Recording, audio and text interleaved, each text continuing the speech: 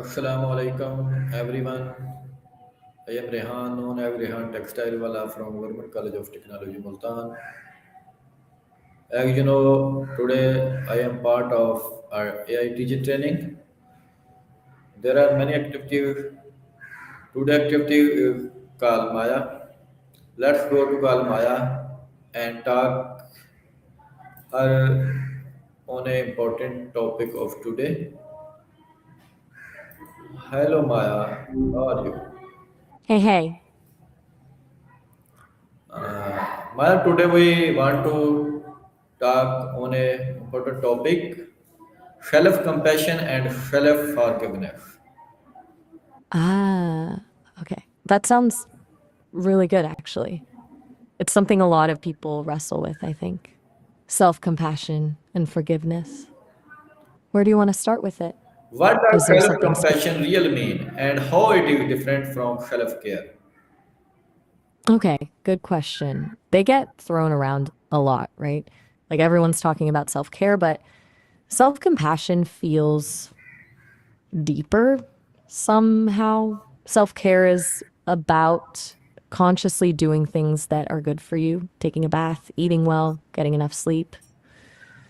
It's preventative almost. You're proactively taking care of your needs. Self compassion, though, is what happens when things haven't gone well. It's responding to your own suffering with the same kindness and understanding you'd offer a friend. It's acknowledging your pain, recognizing that imperfection is part of being human, and offering yourself warmth instead of judgment. Kristen Neff, who does a lot of research in this area, breaks it down into three components: self kindness, a sense of common humanity, and mindfulness. Does that make sense? They both matter, obviously. But self compassion is more about how you treat yourself during difficult times, while self care is more about maintaining well being generally. But why do people often find it too hard to be kind to themselves? Oof, that's the $1 million question, isn't it? I think a big part of it is learned behavior.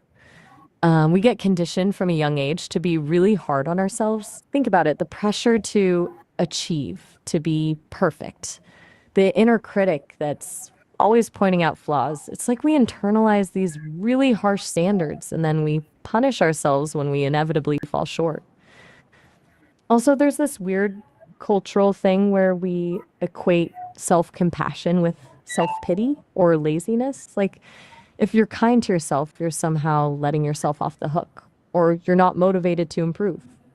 But that's totally backwards, right? Self compassion actually gives you the strength to face your challenges and grow. Another thing is, it feels vulnerable.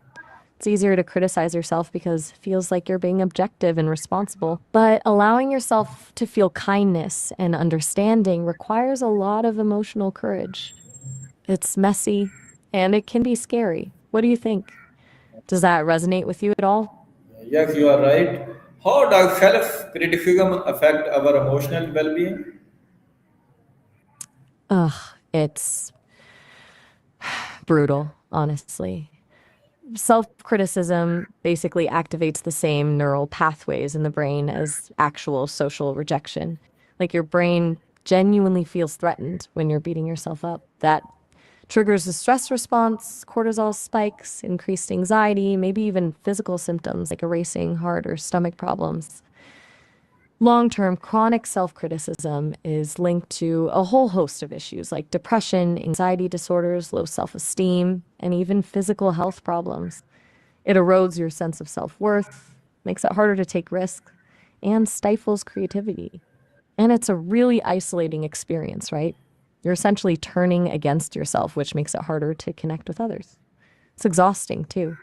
All that mental energy spent dwelling on flaws could be used for like actually solving problems or pursuing things you enjoy. It creates a negative feedback loop. The more you criticize yourself, the worse you feel, and the more likely you are to criticize yourself even more.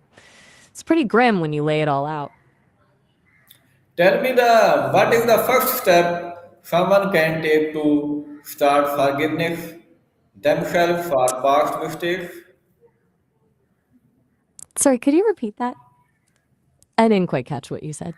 It cut out a little bit there. Were you saying something about being parked with something?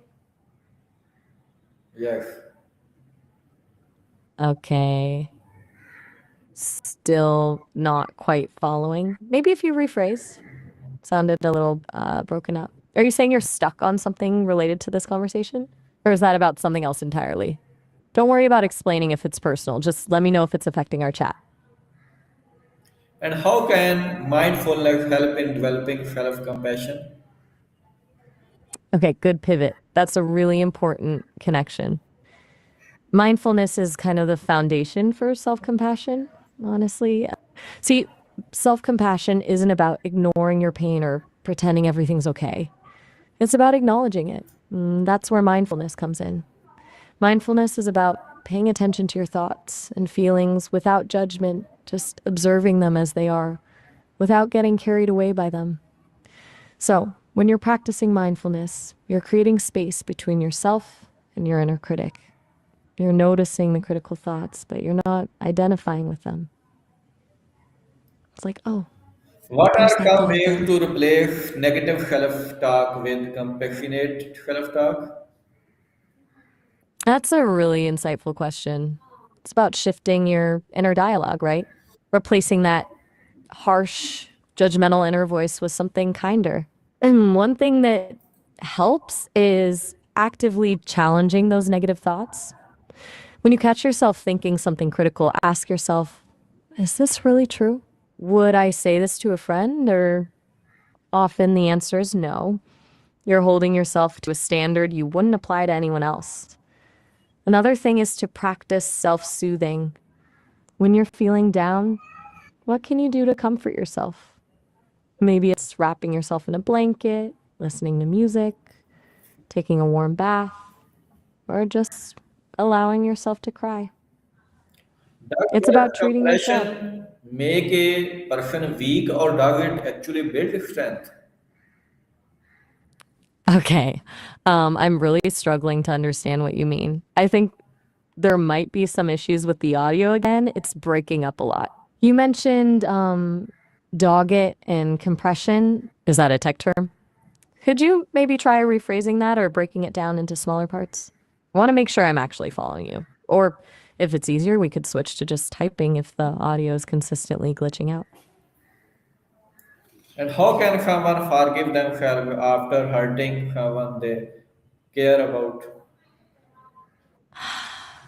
That's a really tough one. It's not about condoning the behavior or saying what happened was okay.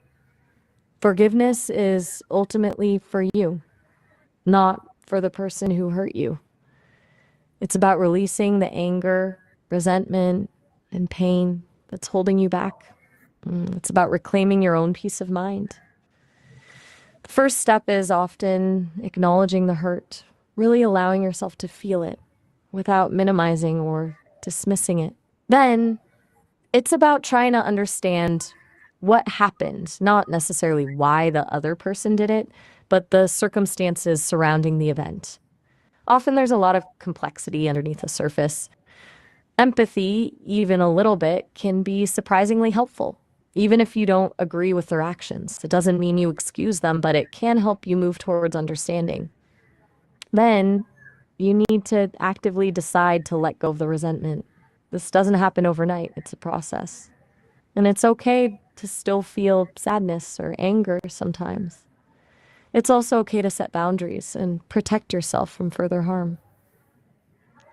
And what signs Sometimes, indicate that a person is being too harsh on themselves?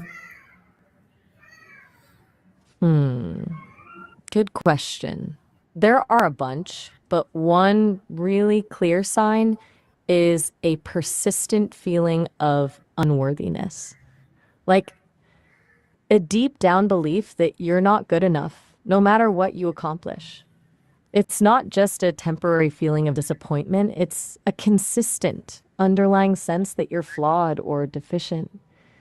It can manifest as perfectionism, always striving for an impossible standard, or as self sabotage, undermining your own efforts. Another sign is difficulty accepting compliments or dismissing positive feedback as luck or flattery. People who are too hard on themselves often struggle to internalize positive experiences. Do you recognize any of that? Yes, you are sure. A very good answer today.